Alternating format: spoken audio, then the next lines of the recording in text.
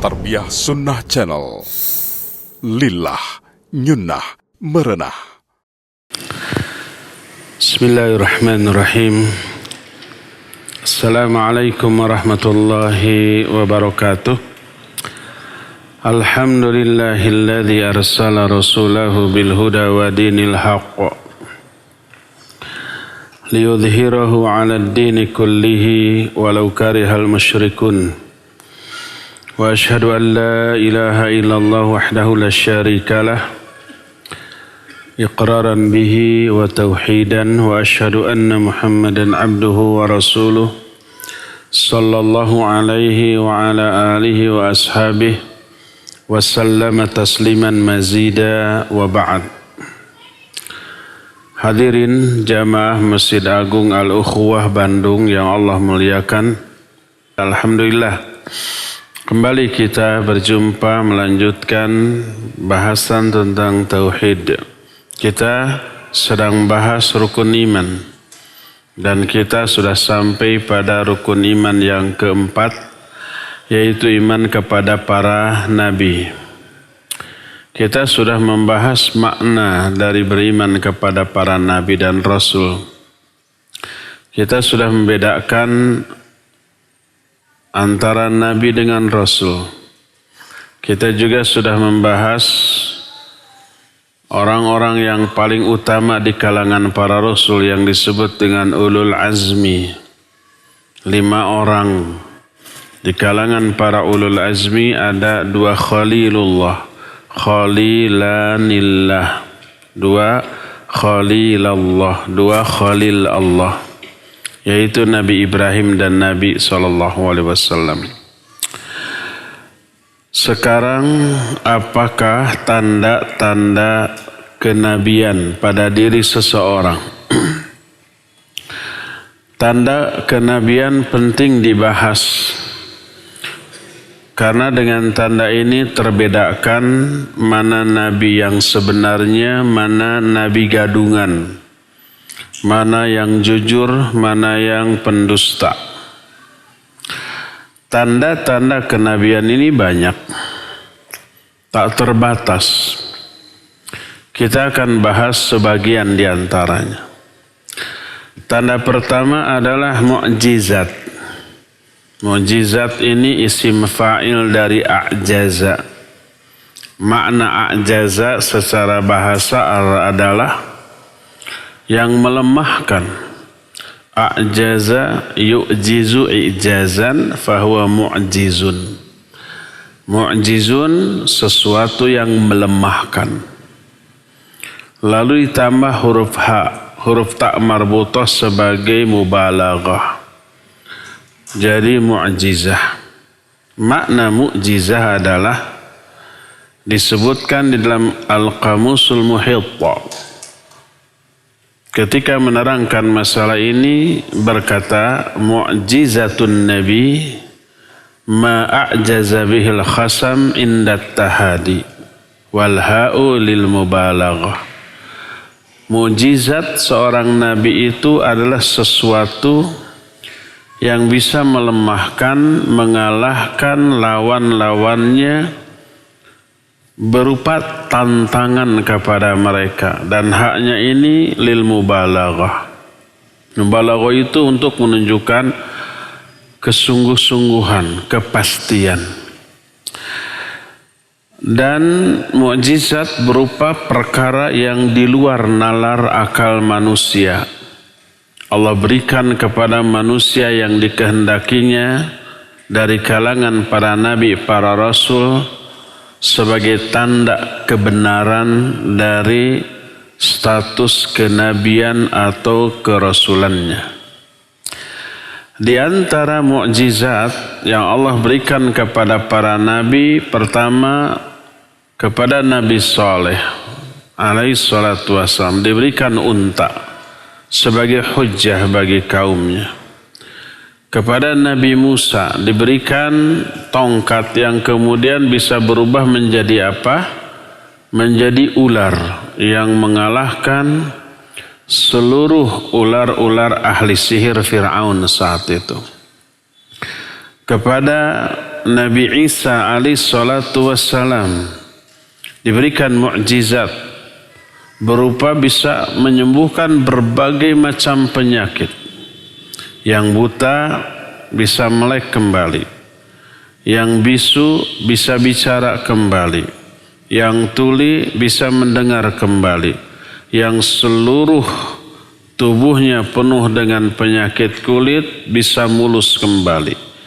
Bahkan lebih dahsyat dari itu adalah bisa menyembuhkan atau bisa menghidupkan orang yang sudah mati dan bisa membuat burung-burungan dari tanah kemudian ditiup, kemudian berubah menjadi burung sungguhan atas izin Allah Azza wa Jalla. Nabi Muhammad SAW pun tak kurang mukjizatnya. Yang paling agung adalah Al-Quranul Karim sebagai mukjizat yang abadi sampai akhir zaman. Terasa manfaatnya menjadi pedoman bagi kaum yang mengikutinya. Dan Allah Azza wa Jalla menantang jin ataupun manusia untuk membuat yang semisal Al-Quran, baik satu surat atau bahkan satu ayat. Tak ada yang mampu untuk memenuhi tantangan ini.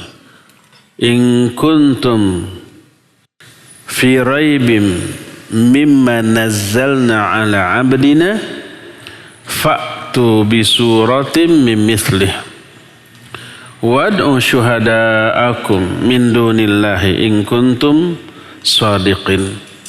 Kalau kamu benar-benar ragu terhadap Al-Quran yang kami turunkan, coba buat satu surat saja yang semisal dengan Al-Quran ini. Ajak serikat sekutu-sekutu kawan-kawan kamu untuk menolong kamu dalam membuat ayat ini. Kalau kalian orang yang benar. Fa illam taf'alu wa lan taf'alu fattaqun nar. Kalau kalian tidak mampu dan tidak akan mampu, maka takutlah kalian kepada api neraka. Jadi Al-Quran mukjizat yang abadi. Selain Al-Quran, peristiwa Isra Mi'raj, mukjizat yang luar biasa besar. Tak diberikan oleh Allah ke nabi-nabi lain. Di antara mukjizat beliau adalah bisa membelah bulan dari kejauhan hanya dengan isyarat telunjuknya. Iqtarabatis sa'atu wan syaqqal qamar. Telah dekat kiamat dan telah terbelah bulan. Semua manusia melihatnya. Dan itu di luar nalar akal manusia. Di antara mukjizatnya ketika beliau mengambil kerikil-kerikil dan disimpan di telapak tangannya, semua orang mendengar. Kerikil itu bertasbih, mengeluarkan suara. Dan di antara mukjizatnya adalah rintihan batang pohon kurma yang selama ini dijadikan tempat mihrab Nabi, mimbar Nabi SAW ketika khutbah. Lalu membuat mimbar yang baru, beliau beralih ke sana. Semua sahabat mendengar rintihan pohon atau batang pohon kurma tersebut. Termasuk di antara mukjizat beliau adalah beliau mengabarkan kepada umatnya tentang kisah masa lalu dan kisah masa datang yang belum terjadi tapi pasti akan terjadi. Dan itu termasuk di antara mukjizat Nabi SAW. Bisa mengeluarkan air dari sela-sela jarinya. Bisa memperbanyak makanan atau minuman yang hanya sedikit. Terus dengan berkah doa beliau, makanan atau air itu menjadi melimpah banyak, mengenyangkan semua orang. Sedangkan makanan pokok yang tadi sedikit begitu dibuka utuh, tak berkurang sedikit pun. Itu di antara beberapa mukjizat. Dan tanda-tanda kenabian bukan sekedar hanya mukjizat. Mukjizat hanya salah satunya. Inilah tanda pertama di antara tanda-tanda kenabian, yaitu mukjizat.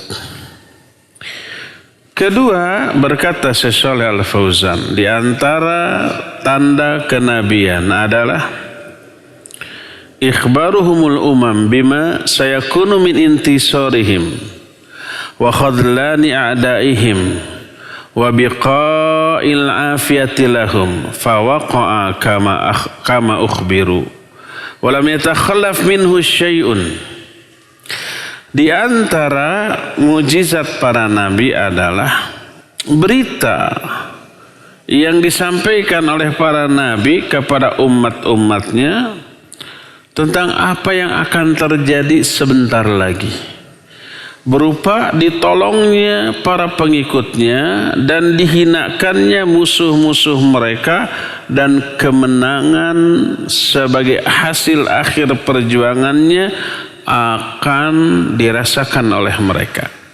Apa yang diberitakan ini terjadi, tidak meleset sedikit pun, seperti apa yang terjadi pada diri Nabi Nuh alaihi salatu wassalam. Diperintah oleh Allah Azza wa Jalla untuk membuat perahu di daratan, karena sebentar lagi akan timbul air bah yang dahsyat. Membuat perahu butuh proses waktu yang panjang. Selama proses itu mereka diolok-olok, mereka dihina, mereka dicela, mereka dipojokkan sebagai penguji atas kesabaran mereka. Tapi mereka tetap istiqamah, tetap bikin perahu. Dan apa yang disampaikan oleh Nabi Musa kepada umatnya benar terjadi. Hujan turun deras, air dari dalam tanah keluar, sehingga terjadi banjir besar yang menenggelamkan semua makhluk kecuali yang tertampung di perahu Nabi Nuh alaihi salatu wassalam. Itu juga yang terjadi pada diri Nabi Hud, Nabi Soleh, Nabi Syuaib, Nabi Ibrahim, Nabi Lut, Nabi Musa, dan Nabi kita Muhammad sallallahu alaihi wasallam. Sebentar lagi ketika terjadi perang dingin antara dua negara raksasa saat itu, Persia dan Romawi. Baru saja Romawi perang melawan Persia dan kalah. Gulibatir Rum, dikalahkan Romawi. Turun ayat, setelah dikalahkan ini Romawi akan menang lagi. Disampaikan. Sampai saking yakinnya Abu Bakar As-Siddiq radhiyallahu an, dia berani bertaruh melawan orang Yahudi. Kata Yahudi, Romawi akan kalah lagi, Persia akan menang. Kata Abu Bakar, enggak, Romawi akan menang. Tumpangan, oke. Saat itu judi belum diharamkan. Ditawarkan tumpangan 1 ekor unta, 10 ekor unta, enggak, 1000 ekor unta. Saking yakinnya. Dan ternyata apa yang disebutkan oleh Al-Quranul Karim, disampaikan oleh Nabi SAW bahwa Romawi akan menang, betul terjadi. Demikian juga ketika awal terjadi peperangan antara Nabi dan kaum musyrikin Quraisy dalam perang Badar dengan kekuatan yang tidak berimbang. Sampai Nabi SAW berdoa minta pertolongan kepada Allah. Allah turunkan ayatnya.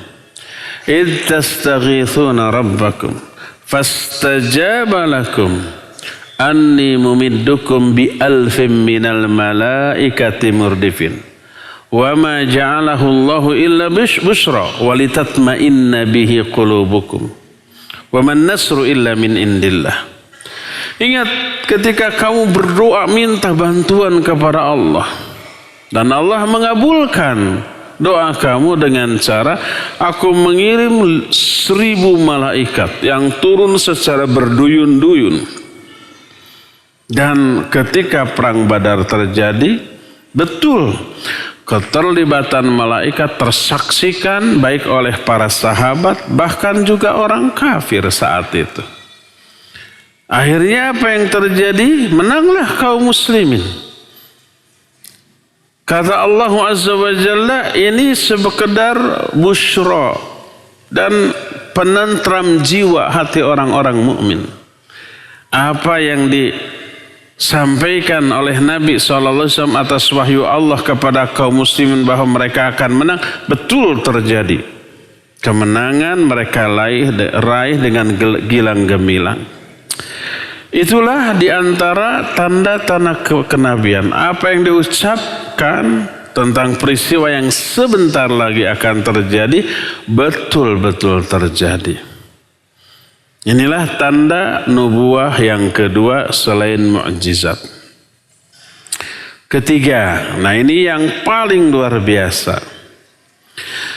Wa minha anna ma ja'u bihi min asy-syara'i wal akhbar fi ghayatil ihkam wal itqan wa kashfil haqa'iq wa hadyun lil khalq mimma yu'lamu bid darurah anna mithlahu la yasduru illa an a'lamin nas wa abarrihim. Ketiga, tanda kenabian ketiga adalah syariat yang mereka bawa serta informasi gaib yang mereka sampaikan benar-benar terbukti, benar-benar akurat, menyingkap berbagai macam hakikat dan sebagai petunjuk bagi makhluk. Dan yang seperti ini tidak mungkin terungkap kecuali dari manusia yang paling berilmu dan yang paling baik. Dan tidak ada riset saat itu, tidak ada eksperimen, tidak ada penyelidikan. Tapi kok benar ya? Dan ini tidak mungkin lahir dari ijtihad pribadi para nabi, tapi itu hanya bisa diperoleh melalui wahyu dari sang pencipta seluruh makhluk, yaitu dari Allah Subhanahu wa ta'ala. Dan banyak contoh-contoh kasus yang seperti ini di dalam syariatnya, di dalam informasi yang diberikan oleh para nabi kepada umatnya tersebut. Seperti contoh umpamanya, ini yang kemudian disebut dengan al-ijazul ilmi. Al-ijazul ilmi itu adalah hasil penelaahan, eksperimen ataupun research ataupun penyelidikan ilmiah modern yang isinya selaras dengan keterangan nas, baik Al-Quran ataupun hadis Nabi SAW yang sahih. Seperti ketika Nabi SAW mengabarkan, kalau ada umpamanya lalat masuk ke minumanmu, celupkan, terus buang lalatnya, minumannya minum. Karena apa? Lianna fi ihda janahaihi da'un wa fil akhir dawa. Karena di salah satu sayapnya ada penyakit, di sayap yang lainnya ada apa? Ada obatnya, ada penetralisirnya. Coba bayangkan, saat itu belum ada research tentang masalah lalat, belum ada mikroskop, belum ada kaca preparat, belum ada kaca pembesar, belum ada penelaahan tentang itu. Tapi Nabi SAW sudah mengabarkan. Dan riset di beberapa zaman kemudian tentang lalat benar. Di satu sayap ada penyakit, di sayap lainnya ada penawarnya. Dan yang seperti ini banyak di dalam hadis-hadis Nabi SAW. Ini tidak mungkin keluar dari akal Nabi. Pribadi para nabi berijtihad mustahil melahirkan hal yang seperti itu. Inilah yang kemudian disebut dengan al-ijazul ilmi. Dan inilah tanda nubuah yang keempat. Ketiga ya. Keempat, wa minha, di antara dalailun nubuwah adalah annallaha yu'ayyiduhum ta'yidan mustamirra. Wa qad ulima min sunnatihi subhanahu annahu la yu'ayyidul kadzdzab bimithli ma yu'ayyidu bihi as-shadiq bal la budda ay yaftadihal kadzdzab wa qad yuhmiluhu Allah thumma yuhlikuh. Di antara tanda-tanda kenabian adalah Allah itu selalu mendukung, menolong para nabi dengan dukungan pertolongan yang permanen sampai akhir hayat mereka. Telah diketahui di antara sunnatullah adalah Allah itu tidak mungkin mendukung kedustaan dan para pendusta seperti dukungan yang Allah berikan kepada orang-orang yang jujur. Kedustaan itu suatu saat pasti bakal dibongkar, pasti bakal dibuka. Kadang-kadang Allah biarkan beberapa masa terlebih dahulu, tapi kemudian dibongkar lalu dihancurkan. Seperti yang terjadi dengan munculnya para nabi palsu. Para nabi palsu sudah muncul di zaman Nabi SAW masih hidup. Contohnya siapa? Musailamah al-Kadzdzab, la'anahullah. Ketika Nabi masih hidup itu sudah muncul. Dan dibiarkan oleh Allah Azza wa Jalla sampai memiliki pasukan, sampai memiliki angkatan perang yang kemudian dibongkar, kemudian dimusnahkan dan dihancurkan. Kadang dihancurkannya tidak ketika Nabi masih hidup, enggak. Musailamah al-Kadzdzab ketika Nabi SAW sudah meninggal, dia masih hidup dengan pengikutnya yang cukup banyak. Baru mati pada zaman pemerintahan Abu Bakar As-Siddiq radhiyallahu an. Yang membunuhnya Wahsy. Pembunuh siapa? Hamzah bin Abdul Muttalib radhiyallahu an. Saat itu masih kafir. Pada waktu perang Uhud, dia ditugaskan khusus untuk membunuh Hamzah dan terbunuh karena dia jago melempar tombak. Dia bilang, kalau saya sudah mengincar sasaran tidak akan pernah meleset. Demikian juga Hamzah bin Abdul Muttalib radhiyallahu an. Mati tertusuk tombaknya. Kemudian hari Wahsy ini masuk Islam. Ketika Nabi SAW masih hidup, ketika terjadi perang melawan Musailamah al-Kadzdzab, dia mengincar Musailamah dan ditombak sampai mati. Lalu berkatalah Wahsy, dulu aku pernah membunuh sebaik-baik manusia. Sekarang aku membunuh seburuk-buruk manusia. Itu Musailamah al-Kadzdzab tadi. Jadi dibongkar setelah sebelumnya dibiarkan dulu. Sampai apa? Sampai memiliki kekuatan. Oleh karena itu para ulama rahimahumullahu ta'ala jami'an ketika menjelaskan bahwa Al-Kadzdzabun ad-Dajjalun kulluhum 30, bahwa para dajjal, para pendusta nabi palsu itu semuanya ada 30 orang. Semuanya mengaku dirinya nabi. Kalau dihitung dari zaman itu sampai sekarang sudah ratusan yang mengaku nabi tapi palsu. Mungkin ribuan, mungkin, wallahu a'lam. Tapi kenapa Nabi SAW hanya menghitung hanya 30 orang? Padahal realitanya sampai sekarang mungkin sudah ratusan atau bahkan ribuan. Dengan yang tidak terdengar ke telinga kita di seluruh penjuru dunia, tak mustahil jutaan ya. Tapi kenapa Nabi SAW menyatakan hanya 30 orang? Para ulama menyatakan yang 30 orang itu yang memiliki pengikut besar, pengikut yang banyak, yang memiliki angkatan perang, memiliki persenjataan, memiliki pasukan. Adapun yang pengikutnya sedikit, tidak memiliki kekuatan, lemah, tidak dihitung. Di antaranya seperti Musailamah al-Kadzdzab.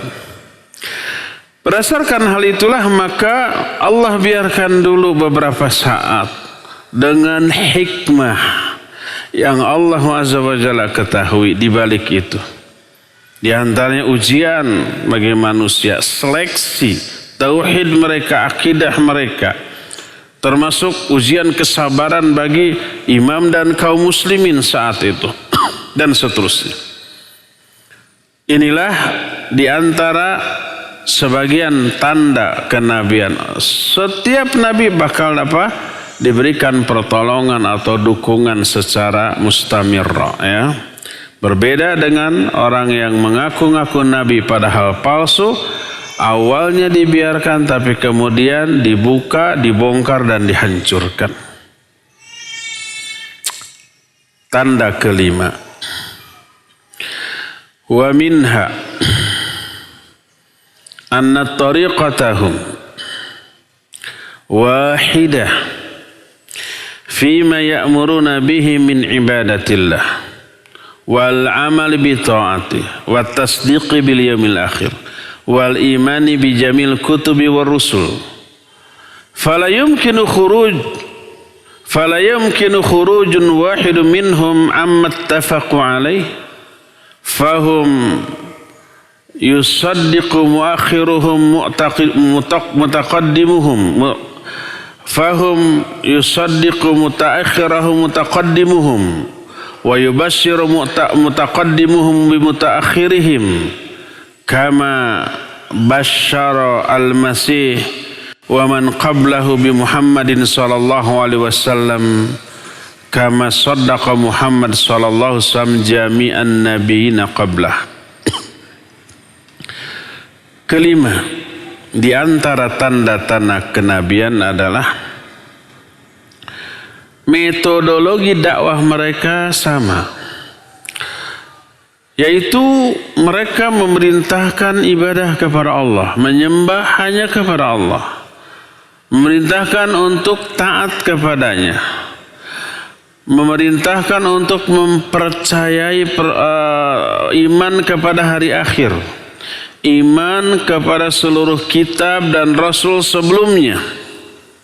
Tidak mungkin satupun di antara para nabi itu keluar dari kesepakatan itu. Jadi nabi yang terakhirnya membenarkan nabi sebelumnya, dan nabi yang terkemudian sudah diberitahukan informasinya oleh nabi-nabi sebelumnya.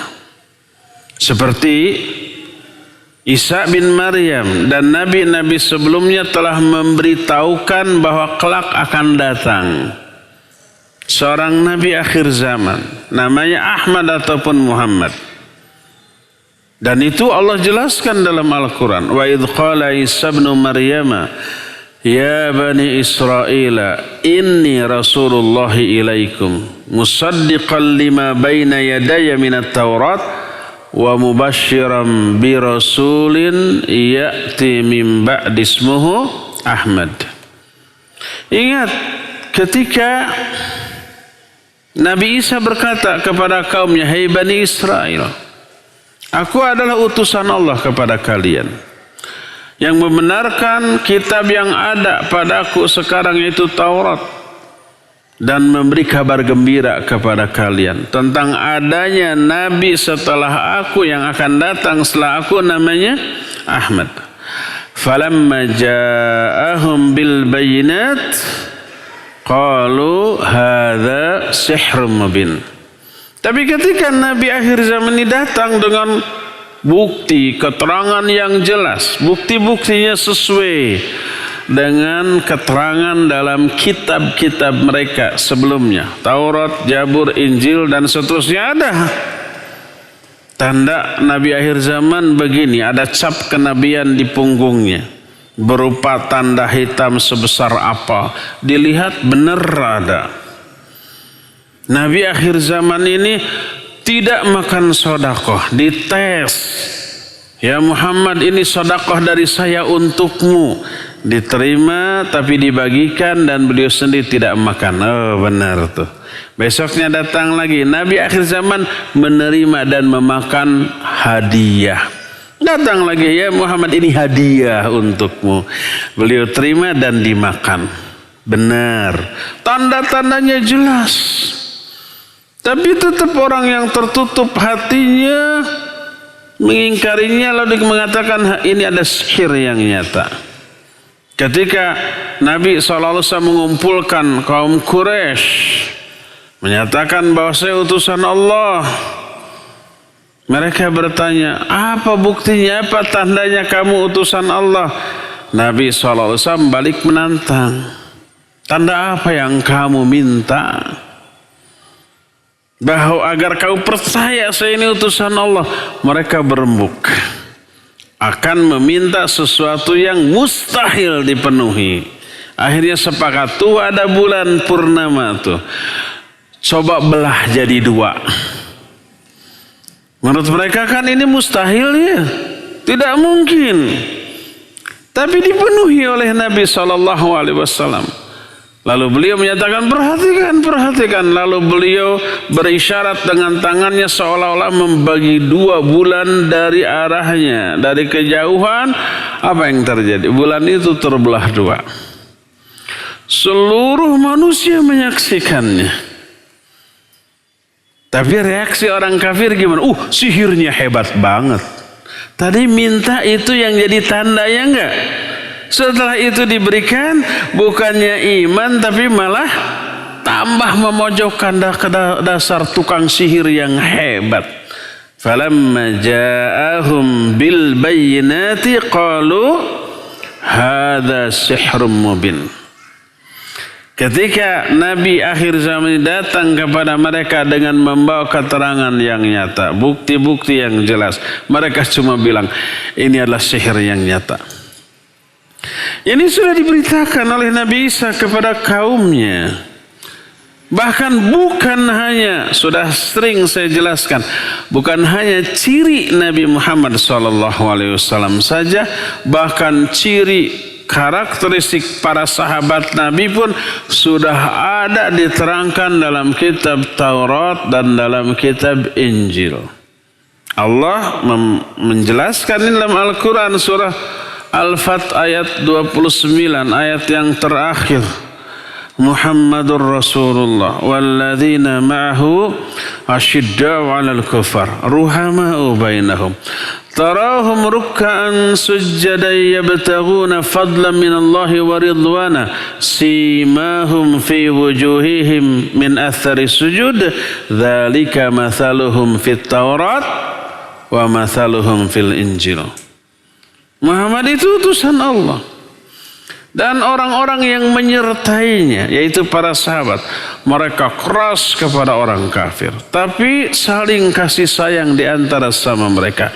Engkau lihat mereka ruku, sujud hanya untuk mencari karunia dan keridhaan Allah, sehingga tanda-tanda mereka nampak pada muka dari bekas sujud mereka, berupa sikap tawadhu, berupa sikap yang ramah kepada sesama muslim, berupa kemuliaan akhlak. Itu yang dimaksud tanda dari bekas sujud pada wajah mereka, bukan hitam di keningnya, bukan, tapi yang lebih lagi adalah kemuliaan akhlak.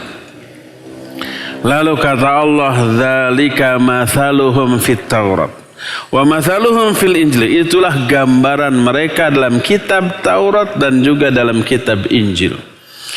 Ciri-ciri para sahabatnya juga sudah ada diterangkan, apalagi ciri nabinya. Dan demikian juga nabi-nabi yang lain menjelaskan berita tentang kedatangan nabi akhir zaman, dan mereka sudah mengabarkan itu ke tengah umatnya. Sebaliknya, Nabi Muhammad SAW membenarkan kenabian nabi-nabi sebelumnya. Kita wajib meyakini sejak zaman Nabi Adam sampai Nabiullah Isa alaihissalatu wassalam. Karena itu diberitahukan dalam Al-Quran, diterangkan oleh Nabi SAW dalam hadis-hadisnya yang sahih. Semuanya menggiring manusia ke arah yang sama, ke arah tauhidullah, ke arah akidah yang lurus, ke arah melakukan ketaatan dan ibadah, mempercayai hari akhir, mengimani seluruh kitab dan rasul sebelumnya. Tak ada yang berbeda di antara dakwah mereka sedikit pun dalam hal itu. Hanya ada perbedaan dari aspek cara beribadah kepada Allah Azza wa Jalla yang disesuaikan dengan situasi dan kondisi umat saat itu, ya. Inilah tanda nubuah yang kelima, yaitu bahwa mereka menggiring ke arah yang sama, menuntun manusia ke arah yang sama, tauhidullah, taat kepadanya dan yang sejenisnya. Yang keenam, wa min dalailin nubuwah ta'yidullahi lil anbiya. Faqad ulima min sunnatillahi wa adatihi annahu la yu'ayyidul kadzdzab bimithli ma yu'ayyidu bihi as-sadiq, bal yafdahul kadzdzab wa la yansuruh, bal labudda ayyuhlikahu. Wa idza nasara mulkan zaliman musallitan fahuwa lam yad'in nubuwah wa lam yakdzib alaih, bal huwa zalimun sallatahu Allahu ala zalimin mithlahu.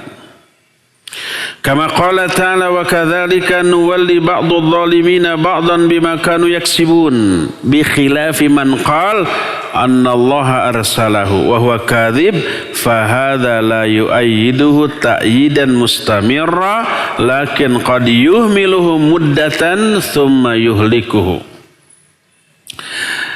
Di antara dalil kenabian adalah Allah itu selalu menolong para nabinya. Sudah diketahui berdasarkan sunnatullah dan tadi juga sudah disinggung.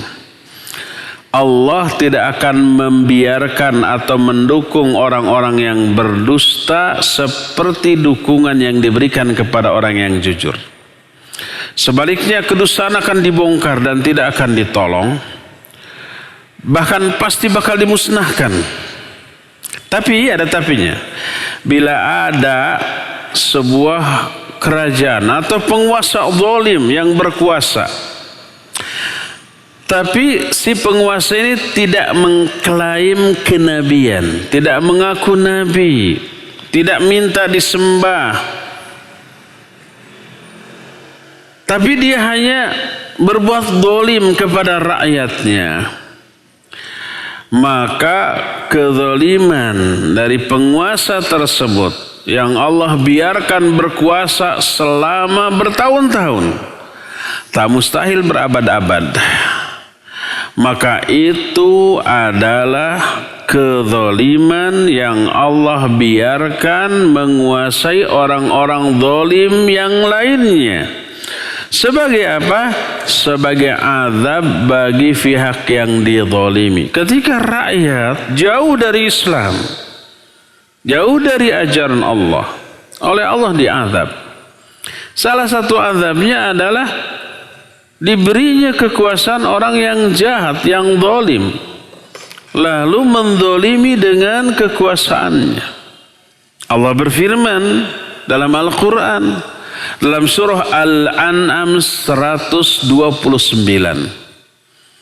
Kata Allah Azza wa Jalla, wa kadzalika nuwalli ba'dadh dhalimina ba'dan bima kanu yaksibun.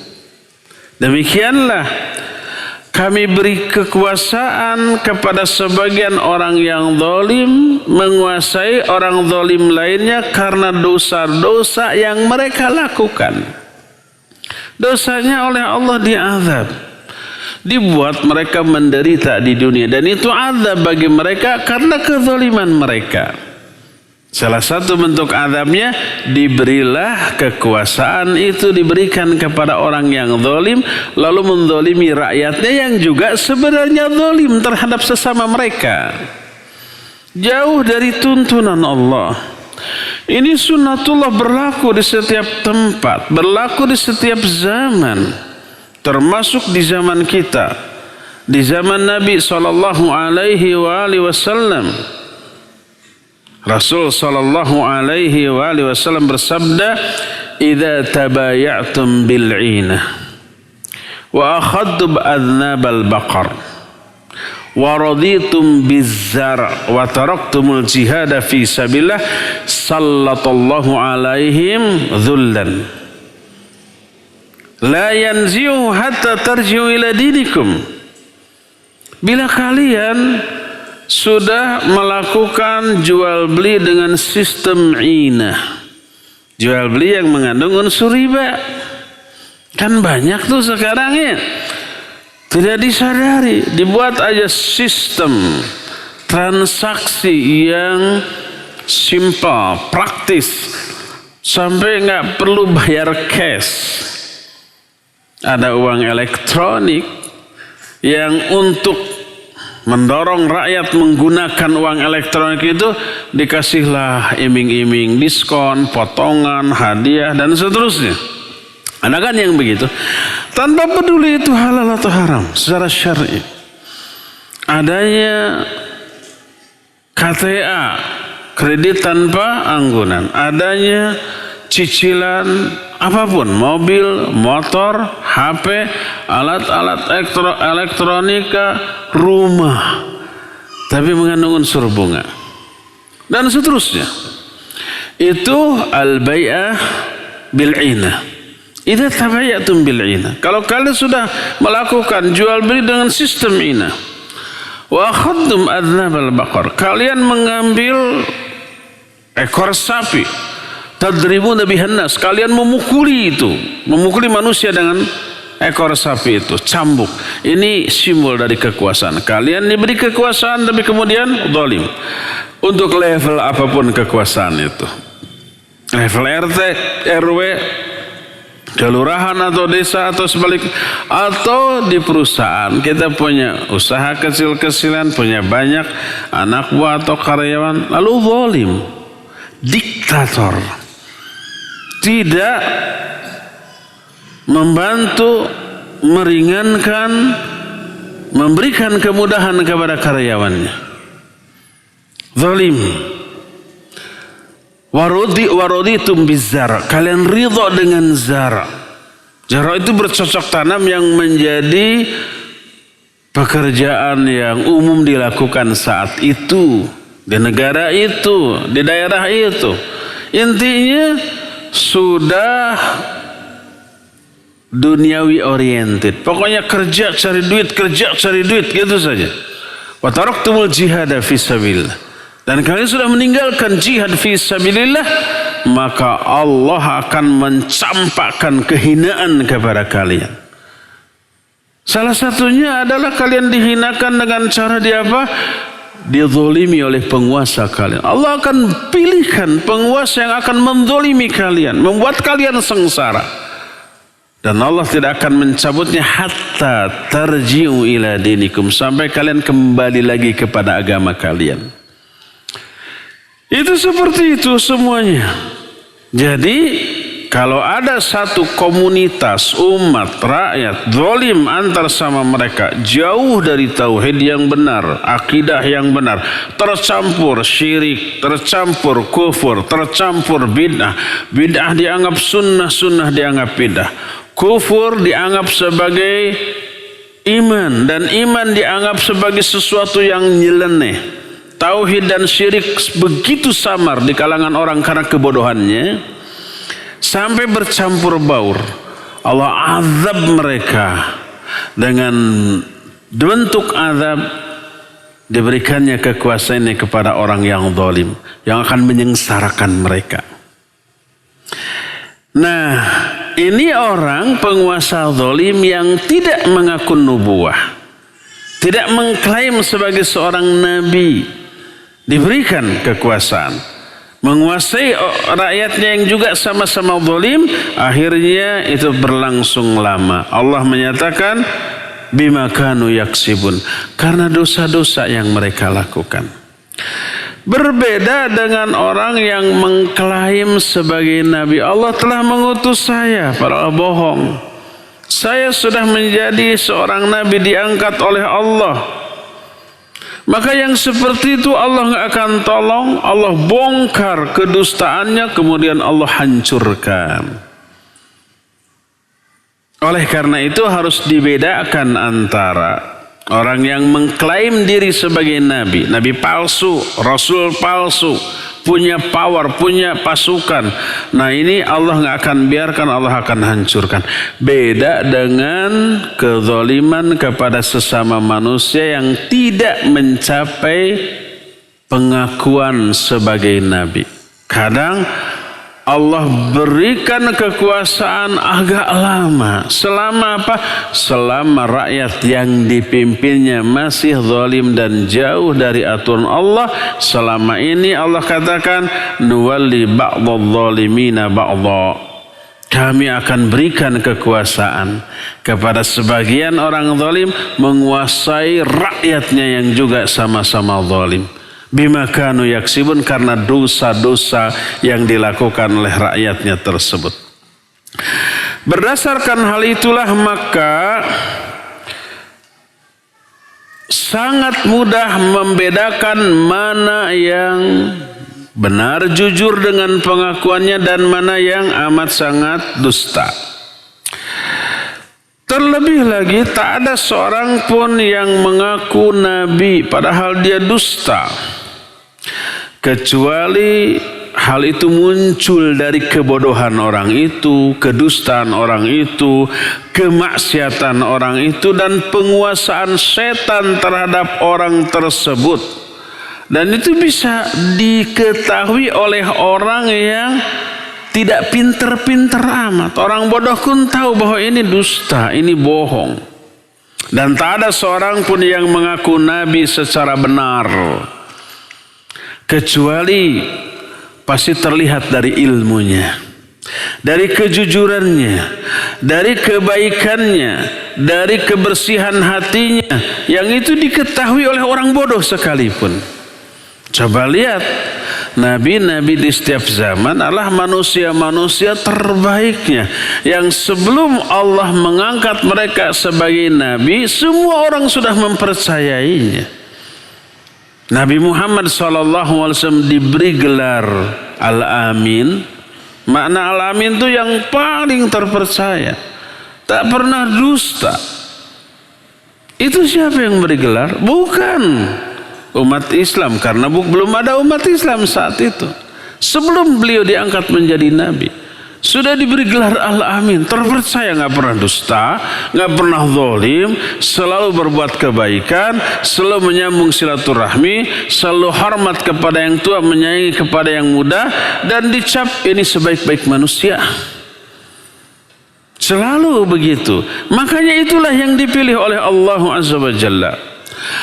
Lalu sang nabi dan rasul yang sejati, yang asli ini kemudian memberitahukan kepada manusia perkara-perkara tertentu yang real dan nyata. Memerintahkan beberapa perintah, yang perintah itu sudah ada pada dirinya. Dia sendiri sebelum memerintahkan kepada orang sudah melakukan semua kebaikan itu. Adapun nabi-nabi yang palsu tidak dikenal sebelumnya sebagai manusia yang jujur, manusia yang baik, manusia yang terhormat, manusia yang dipercaya oleh orang lain, tidak sama sekali. Ya. Nah, sekarang timbul pertanyaan, apa bedanya ciri-ciri kenabian dengan katakanlah zaman sekarang disebut kesaktian para dukun, kesaktian tukang-tukang sihir, dan perkara-perkara di luar nalar lainnya. Apa yang membedakan? Dijawab, ada perbedaan besar antara para nabi dengan tanda-tanda kenabiannya, dengan tukang sihir beserta kesaktian yang mereka miliki. Di antara perbedaan itu adalah, pertama, apa yang dikatakan oleh Nabi SAW sebagai sesuatu yang akan terjadi di masa yang akan datang, persis pasti terjadi, tidak meleset sedikit pun. Adapun para peramal, para dukun yang meramalkan kejadian di masa yang akan datang, itu banyak kelirunya, banyak salahnya, tapi kadang-kadang 1-2 kali benar. Ketika benar itu disebabkan karena adanya bantuan jin. Seperti yang sering kita jelaskan. Kalau Allah berfirman tentang apa yang akan terjadi besok, ini yang disebut dengan takdir yaumi. Takdir yaumi itu takdir harian. Setiap hari Allah menetapkan takdir baru yang akan terjadi esok. Tapi takdir yaumi, takdir harian ini menginduk kepada catatan takdir tahunan dan akhirnya menginduk kepada catatan takdir azali di Lauhul Mahfuz. Tidak mungkin keliru, salah atau menyimpang atau berbeda. Allah berfirman, "Kulla yaumin huwa fi sya'nin." Fabi ayyi ala'i rabbikuma tukadziban. Di surah Ar-Rahman. Kulla yaumin, setiap hari Allah sibuk. Kulla yaumin huwa fi sya'an. Makna sibuk, Allah menetapkan besok akan terjadi ini, akan terjadi begitu. Si anu meninggal, si anu lahir, si anu dapat rizki, si anu malah mengalami kerugian. Besoknya Allah tetapkan. Ketetapan itu ditetapkan malam harinya, kejadiannya besok. Didengar oleh para malaikat yang ada di langit. Para malaikat masing-masing saling membicarakan apa yang akan terjadi esok berdasarkan ketetapan Allah. Ada maling berita. Para jin itu bisa ke langit. Al-Quran menyatakan dalam surah Al-Jin, kata jin, inna lamasnas sama, kami bisa menyentuh langit. Tanpa Apollo, tanpa sains, tanpa teknologi. Langit itu benar-benar bukan bulan. Nah, itu untuk mencuri dengar berita. Begitu ada pembicaraan di kalangan para malaikat, maka didengar oleh jin. Kemudian jin itu cepat turun dan menyampaikan beritanya ini kepada dukun yang menjadi sahabatnya, peramal yang menjadi tuannya dan yang sejenisnya. Kadang-kadang sebelum sampai sudah kesambar api terlebih dahulu mati. Kadang-kadang dia berhasil lolos dan menyampaikan apa yang didengarnya kepada para dukun. Oleh karena itulah maka ada satu berita benar dicampuri oleh ratusan kalimat-kalimat dusta. Jadi aja kadang si peramal, si dukun tahu bahwa besok si anu akan dapat rezeki umpamanya. Dalam waktu yang bersamaan si setan ini datang kepada orang yang akan dapat rezeki berdasarkan takdir Allah tadi. Kalau kamu dapat rezeki itu datang ke dukun anu. Dia sakti loh mandraguna. Terus dibujuk, akhirnya terbujuk dia datang ke dukun anu. Sudah ada tuh kolaborasi antara tukang sihir dan dukun ini. Antara dukun dengan si setan ini. Datang, Mbah, gimana? Saya seret aja rizki. Sudah ada kabar tuh. Kalau kamu mau dapat rizki, dijamin dapat rizki sekian. Asal siapkan syaratnya ini, ya. Syaratnya siapkan ayam putih 7 ekor. Terus beras putih 7 kilo. Terus kain putih 7 meter. Serba 7 tuh. Lakukan gini-gini. Dilakukan ritual syirik atau kufur atau minimal bid'ah. Dan ternyata betul dapat rezeki. Karena memang sudah Allah takdirkan. tanpa melakukan ritual itu juga pasti rezeki itu sampai kepada dia. Jadi satu kata yang benar, ratusan ribuan kata-kata dustanya. Kadang-kadang ramalan bisa benar, tapi umumnya adalah salah dan keliru. Beda dengan para nabi, apa yang dikatakan benar, esok lusanya terjadi. Tidak pernah ada yang meleset. Bagaimana Ustaz kalau memang dukun atau peramal kadang-kadang ada benernya, bolehlah kita percaya, siapa tahu pas ini mah bener, nggak boleh. Walaupun benar unsur syirik kufur yang disertakannya itu yang menghancurkan. Sampai berkata Nabi SAW, man ata arrafan au kahinan wa saddaqahu bima yaqul faqad kafara bima unzila ila Muhammadin SAW. Siapa orang yang mendatangi dukun atau tukang ramal lalu membenarkan apa yang diomongkannya, berarti dia telah kufur kepada ajaran yang diturunkan kepada Muhammad SAW. Nggak boleh sama sekali. Bisa gugur tuh akidah kita, bisa tergerus tauhid kita, iman kita bisa luntur karenanya ya. Berdasarkan hal itulah maka sama sekali tidak dibenarkan. Inilah yang pertama. Kedua, an-sihra wal kuhanah wal ikhtira umurun mu'tadah ma'rufah yanaluhal insan bikasabihi wa ta'allumihi. Sihir, ilmu perdukunan itu perkara yang biasa, yang ma'ruf, yang dikenal, yang bisa diraih oleh siapapun yang mau mengikhtiarkannya dan mempelajarinya. Siapapun bisa jadi dukun, jadi tukang ramal kalau dia mau belajar. Ini berbeda dengan apa? Tanda-tanda kenabian. Tidak bisa dipelajari, tidak bisa diikhtiarkan dengan melakukan kesolehan sehebat apapun. Allah Azza wa Jalla berfirman dalam Al-Quran, dalam surah Ali Isra ayat 88, ketika Allah Azza wa Jalla menantang orang untuk membuat seperti Al-Quran walaupun seayat.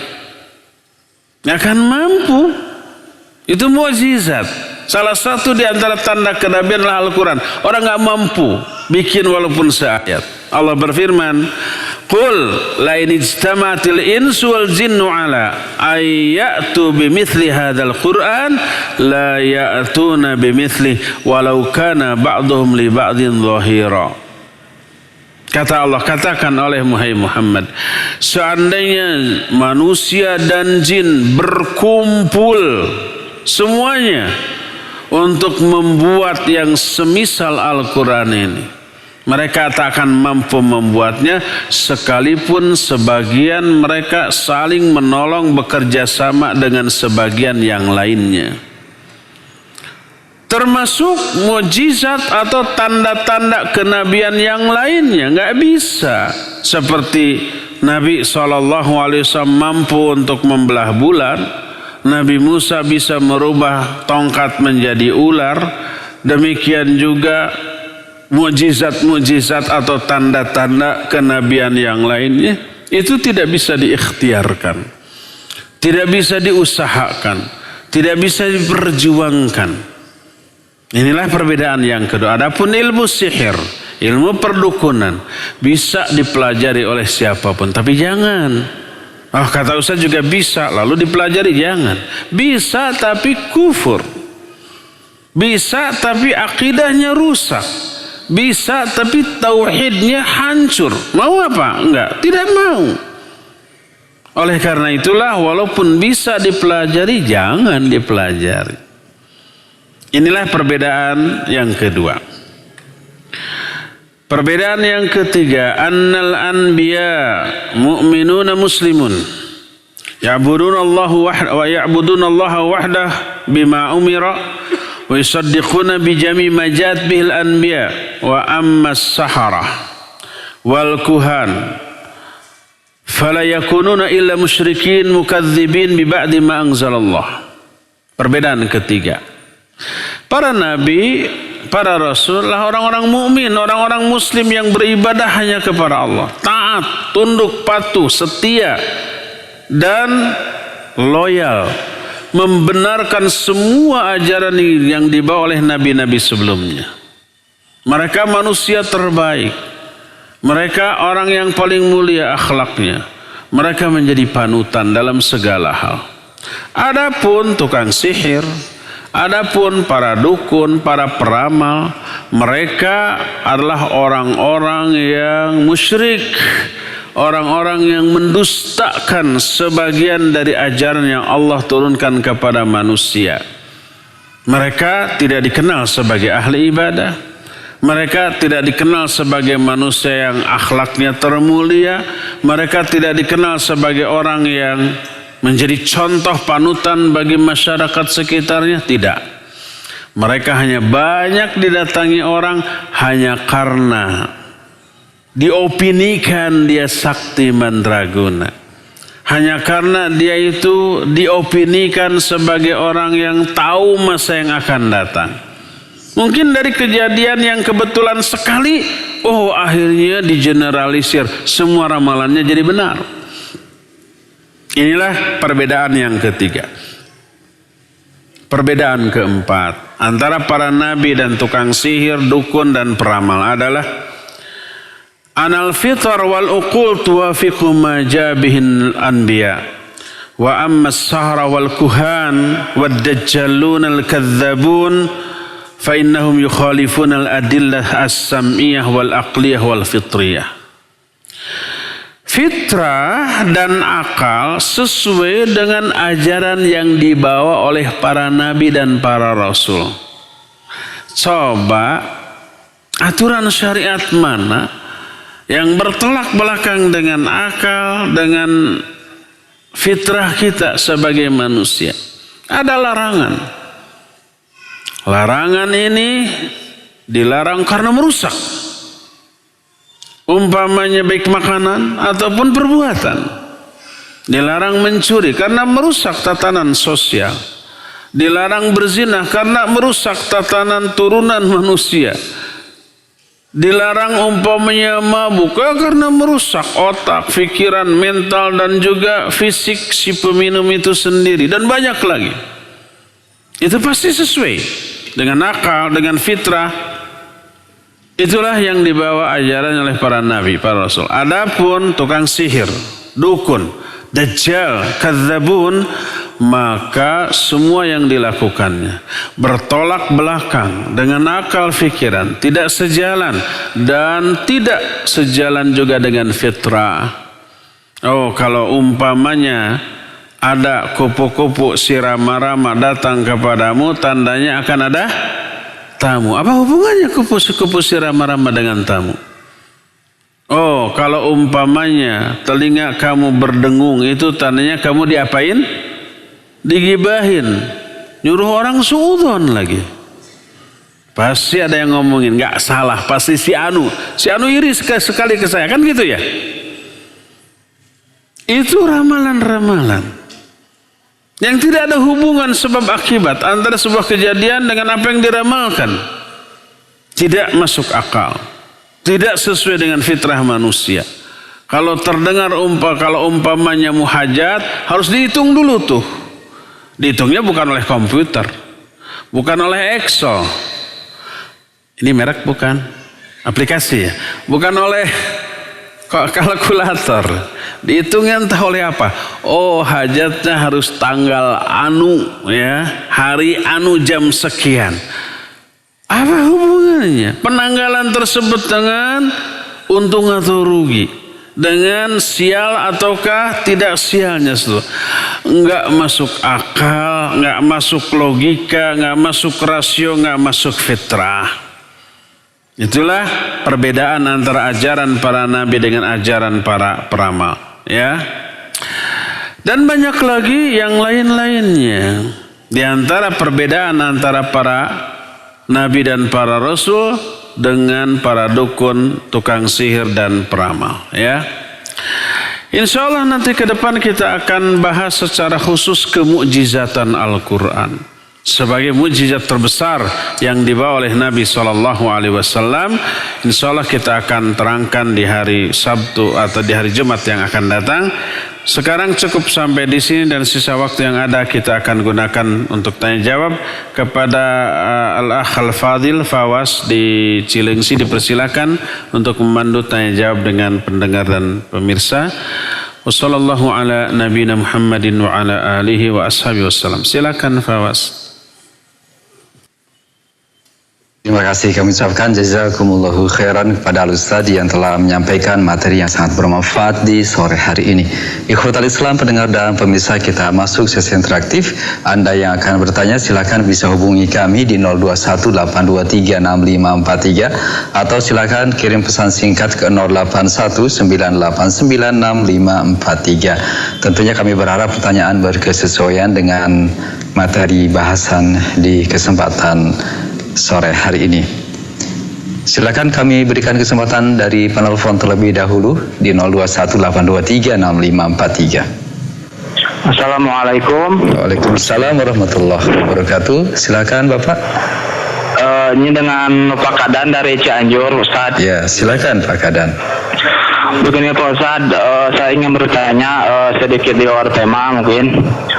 Saya kan seorang yang tinggal di komunitas yang mengaku bermadhab Imam Syafi'i, dan mereka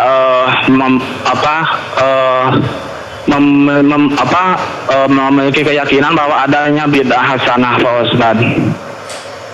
Yang saya tanyakan, sebenarnya mereka itu yang mengatakan ada bid'ah hasanah itu sumbernya dari mana? Mohon disebutkan sumbernya, saya hanya ingin tahu saja. Dan yang saya ingin tahu juga, bagaimana pendapat para ulama mazhab Syafi'i tentang bid'ah, Pak Ustadz. Mohon penjelasannya. Jazakallahu khairan katsiran. Assalamualaikum warahmatullahi wabarakatuh. Waalaikumsalam warahmatullahi wabarakatuh. Terima kasih Bapak di Cianjur. Silakan Ustaz. Ya, barakallahu fik, Bapak Kadar di Cianjur.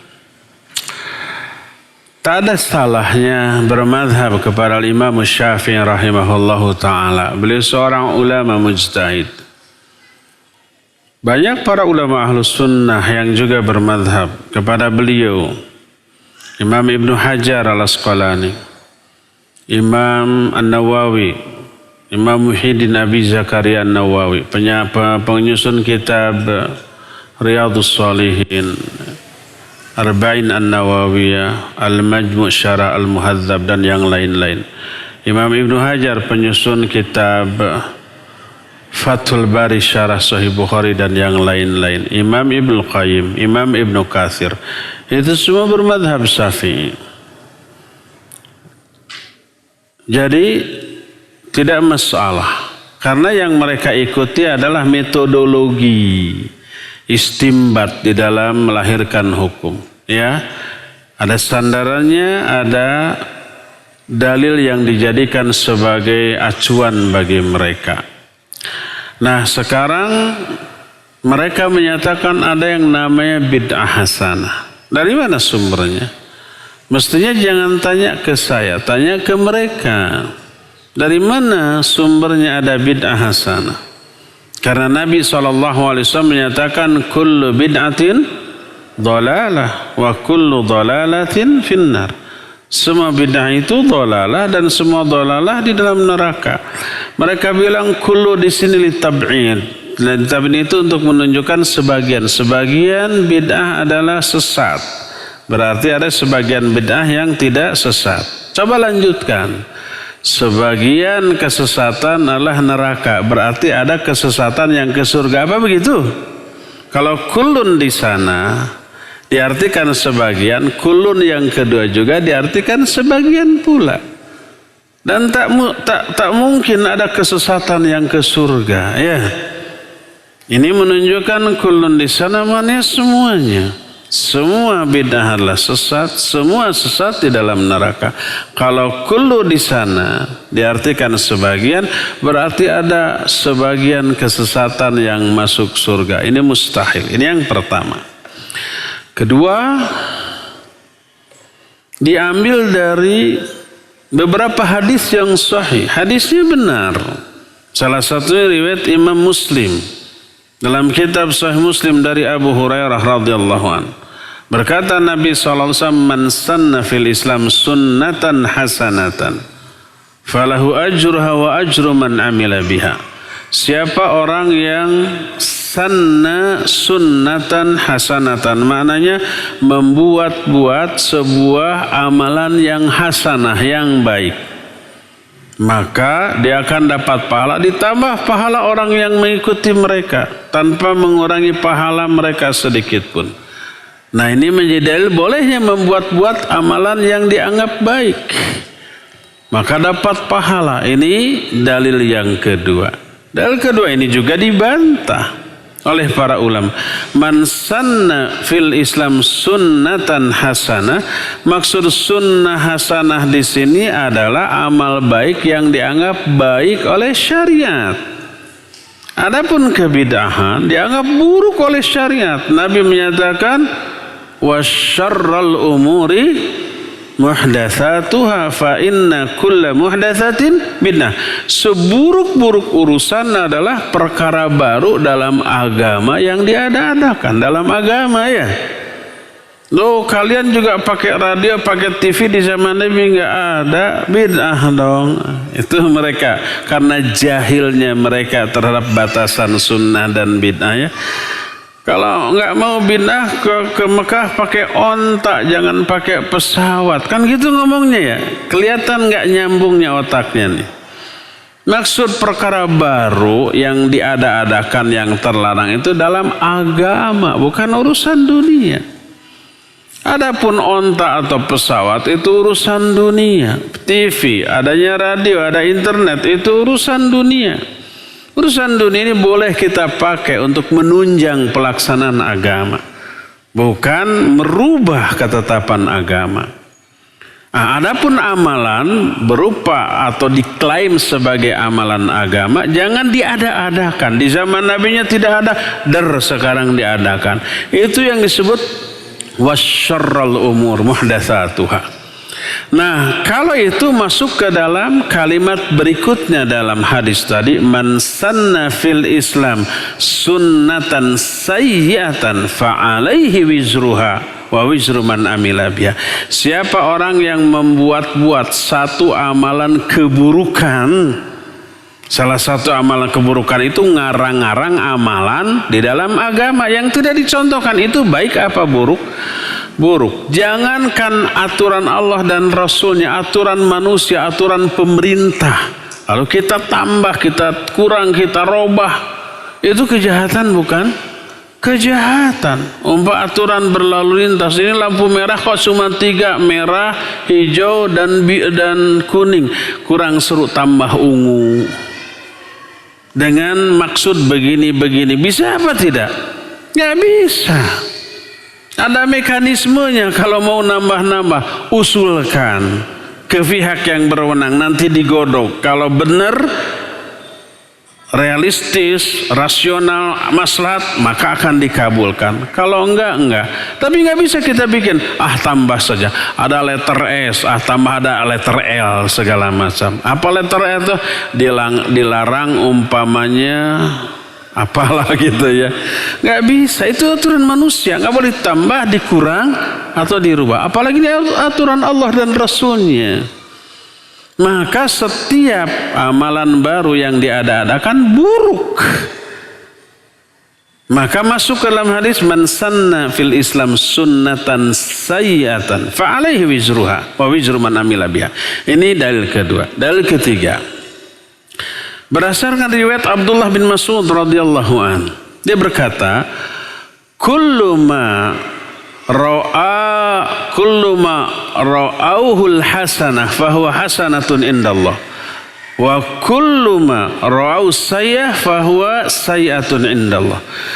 Apa yang dipandang baik oleh manusia pasti baik juga di sisi Allah, dan apa yang dipandang buruk oleh manusia pasti buruk juga di sisi Allah. Nah, amalan-amalan kebidahan ini memang tidak ada sih di zaman Nabi. Mereka mengakui itu. Tapi kan ini dianggap baik oleh manusianya. Manfaatnya jelas gitu, ya. ada kajian, ada baca Quran, ada sholawatan, segala macam, semua itu baik. Maka apa yang dipandang baik oleh manusia pasti baik juga di sisi Allah. Betul sih ini bid'ah, kata mereka, nggak ada contohnya, tapi ini baik lalu dianggap bid'ah hasanah. Dan apa yang dianggap baik oleh manusia pasti juga baik di sisi Allah, maka mereka melakukannya. Ini pun dibantah oleh para ulama. Bantahan pertama adalah apa yang dipandang baik oleh manusia itu manusia yang mana? Mestinya manusia yang berilmunya, yaitu para ulamanya, bukan manusia awam. Keawaman manusia bisa salah menilai. Yang baik dianggap buruk, yang buruk dianggap baik. Cadar. Syariat bukan? Ya, syariat. Orang yang menyatakan cadar bukan syariat Islam, begonya kelewatan itu. Ya perlu digubris yang seperti itu. Quran dan hadis dan para ulama membicarakan sebagai bagian dari syariat. Ya. Tapi ini dianggap buruk oleh mayoritas manusia, ya enggak? Mayoritas manusia menganggap buruk. Apakah cadar menjadi sesuatu yang buruk di mata Allah? Enggak. Tapi baik buruknya pertama menurut syariat, yang kedua menurut para ulamanya, bukan menurut orang awamnya. Itu yang pertama. Kedua, bantahan kedua atau jawaban kedua. Hadis ini spesifik. Makna spesifik bukan manusia pada umumnya. Hadis ini ada kalimat-kalimat di awalnya. Ucapan Abdullah bin Mas'ud ini menyatakan, Innallaha yanzuru ila qulubil ibad fawajada anna qalba Muhammadin sallallahu alaihi wasallam khaira qulubil ibad fastafahu li nafsihi wa abta'athahu li risalati. Sungguhnya Allah melihat kepada hati-hati setiap hamba. Hamba dari awal sampai akhir dilihat oleh Allah hatinya.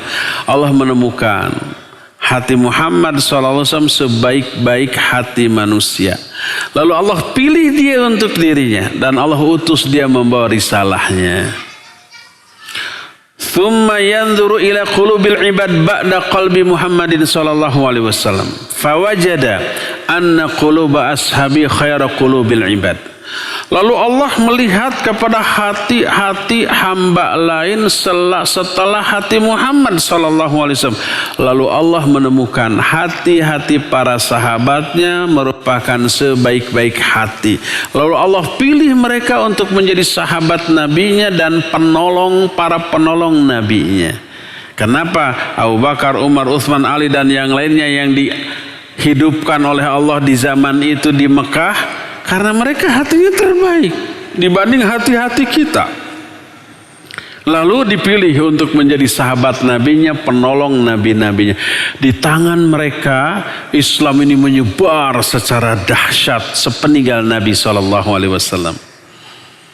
Nah setelah itu lalu riwayatnya menyatakan fakullu ma ra'au hasanah fahuwal hasanatu indallah. Maka apa saja yang dianggap baik oleh para sahabat bukan oleh seluruh manusia, maka pasti juga ini baik di sisi Allah. Dan apa yang dianggap buruk oleh para sahabat, maka pasti ini pun buruk menurut Allah Azza wa Jalla. Jadi maknanya bukan menurut sembarang orang, tapi menurut para sahabat. Karena Rasul SAW menyatakan, Innallaha la yajma'u ummati ala dhalalatin. Allah tidak akan menyatukan umat ini di atas kesesatan. Apa yang disepakati oleh para sahabat sebagai sebuah kebaikan, itu ijtihad mereka, maka itu jadi hujjah. Kesepakatan para sahabat adalah hujjah berdasarkan nas Al-Quran dan hadis, dan harus kita ikuti. Allah berfirman, was-sabiqunal awwaluna minal muhajirin wal ansar walladzina tabauhum bi ihsan radhiyallahu anhum wa radu'an. Orang yang mula-mula masuk Islam dari kalangan muhajirin dan ansar, maknanya ini sahabat. Walladzina tabauhum bi ihsan, dan orang-orang yang mengikuti sahabat dengan kebaikan, Allah ridha kepada mereka, mereka pun ridha kepada Allah. Ya. Jadi yang dimaksud apa yang dipandang baik, maksudnya baik oleh sahabat, pasti baik juga di sisi Allah. Apa yang dipandang buruk oleh para sahabat pasti buruk juga di sisi Allah. Oleh karena itu, tidak semua amalan yang dipandang baik oleh manusia awam pasti dipandang baik juga oleh para sahabat. Enggak. Suatu saat Nabi sudah meninggal, Abdullah bin Mas'ud masih ada. Ada orang ngumpul buat halaqah, buat semacam pertemuan, lalu dipimpin oleh seorang imam, hayo tasbih sebanyak biji batu yang ada di depan kalian, subhanallah, subhanallah, subhanallah, begitu. Setelah itu alhamdulillah, setelah itu Allah Akbar, zikir begitu. Dilihat oleh seorang sahabat, wah ini nggak pernah ada nih di zaman Nabi dan para sahabat. Lapor dia ke Abdullah bin Mas'ud. Kata Abdullah bin Mas'ud, kenapa kamu tidak larang? Aku menunggu engkau. Akhirnya datang Abdullah bin Mas'ud. Ditegur. Ini peninggalan Nabi masih ada. Terus bajunya masih belum lusuh. Lalu kalian mengada-adakan amalan baru. Apakah kalian merasa lebih tertunjuki daripada Nabi SAW? Apa kata mereka?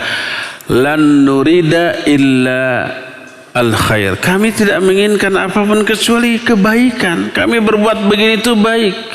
Tujuannya, niatnya. Amalan juga kan baik. Zikir, masa berzikir disalahkan? Apa kata Abdullah bin Mas'ud? Kata beliau menyatakan min muridil khair la yusibahu. Betapa banyak orang yang menginginkan kebaikan tetapi dia tidak meraihnya, tidak memperoleh karena caranya salah. Caranya dengan mengada-adakan amalan baru yang tidak dicontohkan oleh Nabi SAW. Jadi amalan orang ini dianggap buruk oleh para sahabat, maka buruklah dia.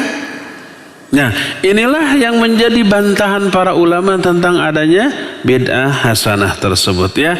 Satu pertanyaan menghabiskan seluruh waktu yang tersisa. InsyaAllah kita akan lanjut di hari Jumat yang akan datang. Subhanakallahum bihamdik, asyhadu an la ilaha illa anta, astaghfiruka wa atubu ilaik, walhamdulillahi rabbil alamin. Wassallallahu ala nabiyina Muhammadin wa ala alihi wa ashabihi wasallam. Wassalamualaikum warahmatullahi wabarakatuh.